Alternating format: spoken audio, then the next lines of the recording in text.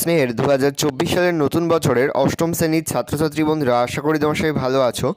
আজ আমরা যে বিষয়টি নিয়ে আলোচনা করব অষ্টম শ্রেণীর সেকেন্ড সামেটিভ অর্থাৎ দ্বিতীয় পর্যায়ক্রমিক মূল্যায়নের বাংলার কোশ্চেন পেপার নিয়ে। দেখো সরাসরি স্ক্রিনে কিন্তু আমরা অষ্টম শ্রেণীর সেকেন্ড সামেটিভ অর্থাৎ দ্বিতীয় পর্যায়ক্রমিক মূল্যায়নের বাংলার কোশ্চেন পেপারটা দেখতে পাচ্ছ। ফুল মার্কস তোমাদের রয়েছে 25 আর সময় তোমাদের রয়েছে 50 মিনিট। একই দাগে রয়েছে সঠিক উত্তর নির্বাচন করে লেখো যে কোনো 5টি পদবি বসতে মানে 1 করে 1 × 5 = 5। প্রথম, কবি মানুষকে মানুষ হয়ে মৌমাছির পাখির প্রজাপতি না হাতির মতো পাশে দাঁড়াতে বলেছেন। তবে পাখির প্রশ্ন, চণ্ডী মণ্ডপে বসে রমেশ জমিদার হিসাবপত্র দেখছিল গোপাল নেপাল অলোক না পুলক সরকারের কাছে বসে। উত্তর হবে গোপাল সরকারের কাছে বসে। প্রশ্ন, গলির মোড়ে একটা গাছ দাঁড়িয়ে গাছ না গাছের প্রতিরূপ প্রেতছায়া প্রতিলিপি না চারা গাছ। উত্তর হবে প্রেতছায়া। প্রশ্ন, বৃক্ষশিশু নিরাপদে নিদ্রা যায় মাটির তলায় বীজের কঠিন ঢাকনায় পাথরের নিচে ফলের ত্বকে। উত্তর হবে বীজের কঠিন ঢাকনায়। প্রশ্ন, হাওয়ারা সব পথে ঘুরেছে সাফল্যে বৃথায় সজোরে ধীরে ধীরে। উত্তর হবে বৃথায়। প্রশ্ন, দুপহর শব্দের অর্থ দুপুরবেলা বিকালবেলা সন্ধ্যাবেলা না সকালবেলা। উত্তর হবে দুপুরবেলা। প্রশ্ন, নাটোরের মহারাজের নাম ছিল জগদীশ প্রধান জগনীন্দ্রনাথ জগন্নাথ জগৎবন্ধু। উত্তর হবে জগনীন্দ্রনাথ। প্রশ্ন, গড়াই নদীর তীরে কুটিরখানিরে লতাপাতা ফুল জড়িয়ে মায়ায় আদরে সাদরে রয়েছে ঘিরে। উত্তর হবে মায়ায় রয়েছে ঘিরে। দুই দাগে রয়েছে খুব সংক্ষেপে নিচের প্রশ্নের উত্তর দাও যে কোনো 4টি পদবি বসতে মানে 1 করে 1 × 4 = 4। প্রথম, গ্রামের একমাত্র ভরসা কী ছিল? লিখবে প্রখ্যাত কথাশিল্পী শরৎচন্দ্র চট্টোপাধ্যায়ের লেখা পল্লী সমাজ নামাঙ্কিত রচনায় গ্রামের একমাত্র ভরসা ছিল 100 বিঘার মাটি। এর কারণ হলো সমস্ত চাষিরই কিছু কিছু জমি মাটির অন্তর্ভুক্ত। বলছে, আমি নেমে পড়লুম তাড়াতাড়ি। কবি তাড়াতাড়ি নেমে পড়লেন কেন? 20 শতকের কবি অচিন্ত্যকুমার সেনগুপ্তের ছন্নছাড়া কবিতায় গাড়ি চাওয়া পড়া বেওয়ারিশ ভিখারির রক্তের দাগ যাতে কবির পরিষ্কার পরিচ্ছন্ন জামা কাপড়ে না লাগে সেই কারণে কবি তাড়াতাড়ি নেমে পড়লেন। প্রশ্ন, লেখক কবে থেকে গাছদের অনেক কথা বুঝতে পারেন? রবীন্দ্র অনুরাগী বিজ্ঞান সাধক সাহিত্যিক আচার্য জগদীশচন্দ্র বসুর লেখা গাছের কথা গদ্যাংশে লেখক পাখি নানান কীটপতঙ্গ গাছদের যখন থেকে ভালোবাসতে শিখেছেন তখন থেকেই তিনি তাদের কথা বুঝতে পেরেছেন।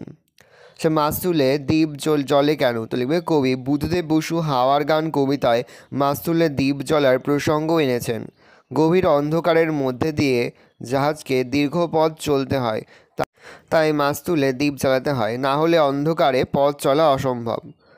বুকু কোথায় বসে খেলা করছিল? আশাপূর্ণা দেবীর কি করে বুঝবো গল্পে 6 বছরের বালক বুকু বাড়ির বাইরের রোয়াকে বসে খেলা করছিল। রিক্সা থেকে কারা নামলেন? তো লিখবে একালের প্রখ্যাত লেখিকা আশাপূর্ণা দেবীর কি করে বুঝবো গল্পে রিক্সা থেকে দুটি বেজায় মোটাসোটা ভদ্রমহিলা আর বুকুর বয়সের এক ছেলে নেমেছিল। বলছে, জলে তার মুখখানা দেখা যায়। জলে কার মুখ দেখা যায়? একালের অন্যতম আধুনিক কবি জীবনানন্দ দাশের পাড়াগার দুপর ভালোবাসি কবিতায় বুনো চালতা গাছের ডালের যে ছায়া নদীর জলে এসে পড়ে তারই মুখের কথা বলা হয়েছে। পরের প্রশ্ন, কুটিরখানিরে লতাপাতা ফুল মায়ায় রয়েছে ঘিরে। এখানে কুটিরটিকে লতাপাতা ফুলের মায়া দিয়ে ঘিরে রাখা বলতে কবি কি বুঝেছেন? পল্লীকবি জসিমউদ্দিন যে কুটিরটিকে কবিতায় বর্ণিত করেছেন সেটির চারিপাশে দেখা যাচ্ছে বিভিন্ন লতাপাতা ফুলের গাছ, যার আবরণে কুটিরটির সৌন্দর্য যেন আরও বৃদ্ধি পেয়েছে। কবির রঙিন তুলির আঁচড়ে গ্রাম বাংলার একটি নৈসর্গিক চিত্র এখানে উদ্ভাসিত হয়েছে। তিনি তাকে রয়েছে নিচের যে কোনো 3টি প্রশ্নের উত্তর দাও। প্রশ্নের মান 2 করে 2 × 3 = 6। প্রথম, মানুষ বড় কাঁদছে, কী কারণে কবি এ কথা বলেছেন? 20 শতকের 5-এর দশকের জনপ্রিয় কবি শক্তি চট্টোপাধ্যায় প্রণীত দাঁড়াও নামাঙ্কিত 3 স্তবকের এই কবিতায় কবি মানুষের অসহায়তার কথা তুলে ধরেছেন। সমগ্র বিশ্বজুড়ে তখন চলছে মানুষের ওপর মানুষের অবিচার অত্যাচার লাঞ্ছনা, এক ভয়াবহ দুঃসময়। মানুষের বিপদের কারণ আর একদল মানুষ। কোথাও কারোর প্রতি স্নেহ মায়া দায়বদ্ধতা নেই, শুধু একদলকে নিঃস্ব করে অন্য দলের আনন্দ ও আখের গুছিয়ে নেওয়া। মানুষের হাতে মানুষের এই অত্যাচার উৎপীড়ন অবমাননা মৃত্যু দেখে শঙ্কিত কবি বারবার উচ্চারণ করেছেন মানুষ বড় কাঁদছে। মানুষের অসহায়তা বিপন্নতা এবং যন্ত্রণা বোঝাতে কবি মানুষ বড় কাঁদছে এই কথাটি একাধিকবার উচ্চারণ করেছেন। মানুষ খাঁটি কি না চেনা যায় শুধু টাকার সম্পর্কে। কে কার সম্পর্কে এই কথা বলেছিল, সে কেন এই কথা বলেছিল। রবীন্দ্র সমসাময়িক কথাশিল্পী শরৎচন্দ্র চট্টোপাধ্যায় লেখা পল্লী সমাজ নামাঙ্কিত রচনায় উদ্ধৃত উক্তিটি করেছিলেন রমা সম্পর্কে রমেশ। উত্তরের দ্বিতীয়াংশ। অসহায় দরিদ্র চাষিদের সংকট মোচনের জন্য রমা স্বর্ণাপন্ন হয়েছিল পল্লী সমাজ এর রমেশ। কিন্তু রমা জানিয়েছিল, না, অত টাকা লোকসান আমি করতে পারবো না। সামান্য কয়েকটি টাকার জন্য রমা এতগুলি মানুষের ক্ষতির কারণ হয়ে দাঁড়াবে, রমেশ তা কখনো কল্পনা করতে পারেনি। কেননা রমেশ জানত রমা সবার থেকে আলাদা। তাই সে ভেবেছিল, তুমি যে এত নিষ্ঠুর হতে পারো আমি তা স্বপ্নেও ভাবিনি। আসলে শরৎচন্দ্র তার জীবন দর্শন থেকে বুঝিয়েছিলেন মানুষ খাঁটি কি না তা চেনা যায় টাকার সম্পর্কে। গলির মোড়ে একটা গাছ দাঁড়িয়ে, গাছ না গাছের প্রেত ছায়া। একটি গাছ দাঁড়িয়ে আছে বলেও কেন পরের পংক্তিতে তাকে গাছের প্রেত ছায়া বলা হয়েছে তা বুঝিয়ে দাও।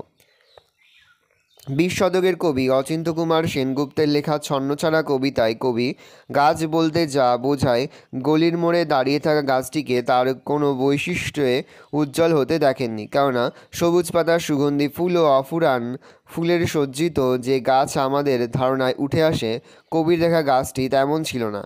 সেই গাছটি ছিল রুগ্ন, জীর্ণ, শীর্ণ। তার কোনো লতাপাতা ছিল না, ছাল বাকল ছিল না। তাই কবি একে গাছ না বলে গাছের প্রেত ছায়া বলেছেন। অর্থাৎ প্রথমে জানিয়েছেন একটি গাছ দাঁড়িয়ে আছে, পরক্ষণে সংশোধনের সুরে জানিয়েছেন গাছ নয়, গাছের প্রেত ছায়া দাঁড়িয়ে আছে। বুকু অবাক হয়ে ফেলিয়ে মায়ের মুখের দিকে তাকিয়েছিল কেন? একালের প্রখ্যাত লেখিকা আশাপূর্ণা দেবীর কী করে বুঝবো গল্পে বুকু 3 তলায় গিয়ে বাড়িতে অতিথি আসার খবর দিলে তার মা খুব বিরক্ত হয়ে ওঠেন। কেননা অসময়ে বাড়িতে অতিথি আসুক এটা তিনি মনে প্রাণে চাননি। অথচ বুকুর মা নির্মলা দেবী অতিথির সামনে এসে দিব্যি হাসি মুখে বলেন, সত্যি কতকাল পরে দেখা, কি আনন্দ যে হচ্ছে কি করে বলবো। ছেনু মাসিদের সামনে এসে নির্মলা দেবী ভালো ভালো কথা বলেছেন দেখে অবাক হয় বুকু। মা হঠাৎ করে এমন বানিয়ে বানিয়ে মিথ্যে কথা বলছেন কেন, এটা ভেবে বুকু অবাক হয়ে সবিস্ময়ে মায়ের মুখের দিকে তাকিয়েছিল। স্বপ্নে যে বেদনা আছে, কবির স্বপ্নে কেন বেদনার অনুভূতি? 20 শতকের 3 দশকের কবি জীবনানন্দ দাশ প্রণীত পাড়াগার দুপহর ভালোবাসি কবিতায় অদ্ভুত এক বিষণ্ণতা কবিতার শেষে দেখা যায়। এই কবিতায় কবি পাড়াগারের প্রান্তর, যেখানে উড়ন্ত শঙ্খচিল, শুকনো পাতা, ঝরে পড়া শালিকের আলাপন ইত্যাদি প্রসঙ্গকে এনে পল্লী জীবনের বৈচিত্র্যকে তুলে ধরেছেন। দুপুরের রৌদ্রে নকশা পাড়ের অসাধারণ একটি শাড়ি পরে বাংলার এক অপূর্ব সুন্দরী মেয়ে হলুদ পাতার মতো কোথায় যেন হারিয়ে যান। জলশিরি নদীটির পাশে ঘাসের ওপর অসংখ্য শাখা নিয়ে নুইয়ে থাকে বুনো চালতার গাছটি। পুরনো ভাঙাচোরা মালিকহীন এই ডিঙি নদীর জলে ভাসতে থাকে। দীর্ঘদিন ধরে হিজল গাছে বাঁধা এই ডিঙিটির মালিক ফিরে আসে না। কবিতার শেষাংশে কবির মনে অদ্ভুত এক বিষণ্ণতা দেখা যায়। রিক্ত পৃথিবীর কেমন এক বেদনাময় দৃশ্য কবির সামনে ভেসে ওঠে। ফলে কবির স্বপ্নে মিশে থাকে ব্যথা, রক্তিম বেদনার অনুভূতি। একেই বলে রাজ সমাদর। উদ্ধৃতির আলোকে নাটোরের মহারাজ অতিথি বাৎসল্যের পরিচয় দাও। সুবিখ্যাত কথাশিল্পী এবং সুলেখক অবনীন্দ্রনাথ ঠাকুরের ঘরোয়া গ্রন্থ থেকে সংকলিত নাটোরের কথা গদ্যাংশে নাটোরের মহারাজ জগনীন্দ্রনাথ লেখক ও অন্যান্যদের নাটোরে নিয়ে আসার ব্যবস্থা করেন। আগে থেকেই শিখিয়ে পড়িয়ে রাখা কাজের লোকেরা সমস্ত জিনিস না চাইতেই সময়মাফিক এনে দিতে থাকে। খাওয়া দাওয়া, গল্পগুজব, গান বাজনার মধ্যে দিয়ে সময় কাটতে থাকে। কোন ব্যক্তি কী খেতে পছন্দ করেন তাও আগে জেনে নেওয়া হয়েছিল। তাই পছন্দমাফিক জিনিস যথাসময়ে পৌঁছতে থাকে প্রত্যেক ব্যক্তির কাছে। এমনকি রানীও তার অন্দরমহল থেকে নিজের হাতে রেঁধে পাঠাতে থাকে পিঠে পায়েস। এছাড়া প্রত্যেকে যখন যা ফরমাশ করছেন তখনই তা পূরণের জন্য জগনীন্দ্রনাথ ও সর্বদা তৎপর। তাই দেখা যায় লেখক মজা করে চায়ের সাথে গরম সন্দেশ খাওয়ার ইচ্ছা প্রকাশ করা মাত্রই হালুয়াকাররা খাবার ঘরের দরজার সামনেই গরম সন্দেশ বানাতে শুরু করে। ধুতি, চাদর, বিছানাপত্র সমস্তই গোছানো ছিল। চাওয়ার আগেই ভৃত্যরা হাতের কাছে সেই জিনিস পৌঁছে দিয়েছিল। বিপুল এই আয়োজনের মধ্যে এরূপ বিলাসিতা ও ত্রুটিহীনতার মধ্যে দিয়েই নাটোরের মহারাজার অতিথি বাৎসল্যের পরিচয় ফুটে উঠেছে। তাই লেখক একে বলেছেন রাজ সমাদর। কিছুক্ষণ যেন থামিয়া রয়েছে এ বাড়িরে ভালোবেসে। রঙিন মেঘেরা বাড়িটিকে ভালোবেসে থেমে থাকে। এর মধ্যে দিয়ে কবি কী বোঝাতে চেয়েছেন? আমরা জানি আকাশে উন্মুক্ত মেঘের দল বাতাসের চালনায় এক প্রান্ত থেকে আর এক প্রান্ত ভেসে চলে, কিন্তু কবি এখানে দেখিয়েছেন যে গড়াই নদীর তীরে সেই কুটিরটির প্রতি ভালোবাসার আকর্ষণে রঙিন মেঘের দল যেন কিছুক্ষণের জন্য থমকে দাঁড়িয়ে গেছে। প্রকৃতির সঙ্গে মানুষের যে পারস্পরিক ভালোবাসা গ্রাম বাংলার দৈনন্দিন জীবনের ছন্দটিকে বহন করে নিয়ে চলে, বাস্তবে তা প্রত্যক্ষ করা না গেলেও অনুভূতির দ্বারা বোঝা যায়, এবং এই সুন্দর রূপটি পৃথিবীর আর অন্য কোথাও গেলেও অনুভব করা যায় না। 4 দাগে রয়েছে নিচের প্রশ্নগুলির উত্তর দাও, যে কোনো 3টি প্রতিটি প্রশ্নের মান 1 করে 1 × 3 = 3। চল যাই আমরা রেলের রাস্তা দেখে আসি কথাটা কে কাকে বলেছিল? দুর্গা তার ভাই অপুকে বলেছিল।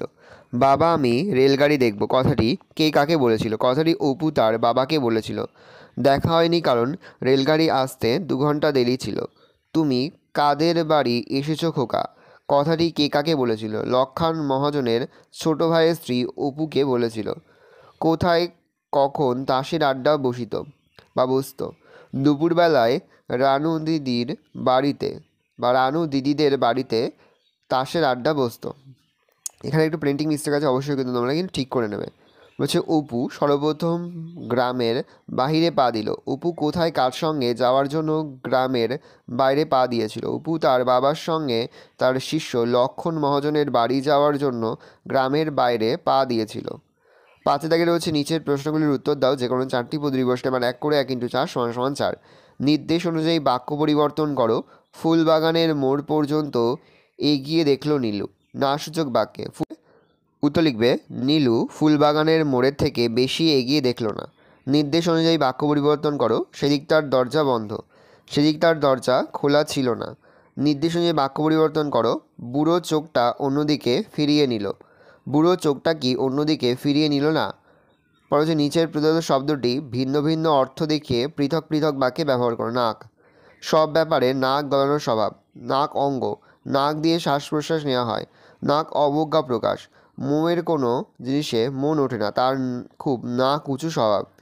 ক্রিয়ার মূলকে বলে সমাপিকা অসমাপিকা ধাতু না প্রত্যয়? উত্তর হবে ধাতু। পরে তোমাদের রয়েছে পত্র রচনা। প্রশ্নের মান 4।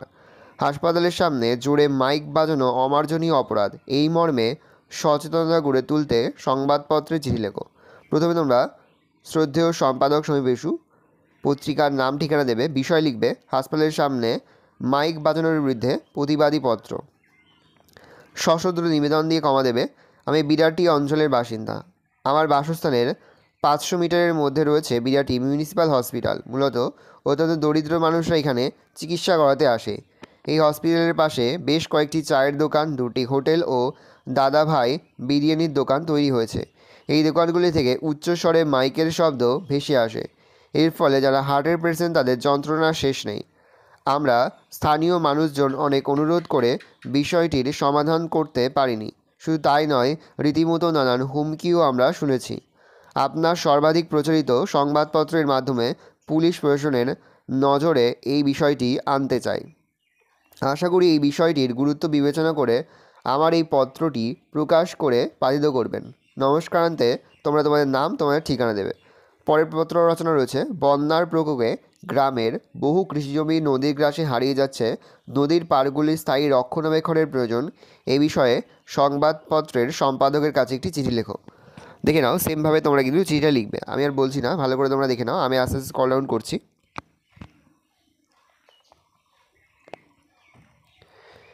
এই রয়েছে টোটাল তোমাদের সেকেন্ড সামেটিভ অর্থাৎ দ্বিতীয় পর্যায়ক্রমিক মূল্যায়নের 8ম শ্রেণীর বাংলার কোশ্চেন পেপার। ভালো তোমরা কোশ্চেনটা দেখে নাও। এই ধরনের কোশ্চেন প্যাটার্নেই কিন্তু প্রতিটি স্কুলে তোমাদের কিন্তু সেকেন্ড সামেটিভ অর্থাৎ দ্বিতীয় পর্যায়ক্রমিক মূল্যায়নের প্রশ্নপত্র হবে। সেহেতু ভালো করে তোমরা কোশ্চেন পেপারটা দেখে নাও। আশা করি ভিডিও ভালো লেগেছে। ভিডিওটা ভালো লাগলে ভিডিও লাইক করে থাকলে ভুলবে না। আর আমার চ্যানেল নতুন হাত লাগলে সাবস্ক্রাইব প্রেস করে পাশে বেল আইকন প্রেস করে যখন নতুন কোনো ভিডিও আপলোড করি সবার ফার্স্ট নোটিফিকেশন তোমরা পেয়ে যাও। আর এই ভিডিওটি তোমার বন্ধু বান্ধবী আত্মীয় স্বজনের মধ্যে কিন্তু অনেক শেয়ার করে দাও যারা এবছর অষ্টম শ্রেণীতে পড়ছে। আমরা কিন্তু ইতিমধ্যে অষ্টম শ্রেণীর প্রতি বিষয়ের সিলেবাস, প্রশ্নকার এবং নমুনা প্রশ্নপত্র কিন্তু আপলোড করে দিয়েছি। তোমরা যদি এখনও পর্যন্ত সেই ভিডিওগুলো না দেখে থাকো, ভিডিওগুলো কিন্তু তাড়াতাড়ি দেখে নাও। তোমাদের সকলকে জানাই আগাম পরীক্ষার অনেক অনেক শুভেচ্ছা এবং অভিনন্দন। আশা করি সকলের পরীক্ষায় খুব ভালো হবে।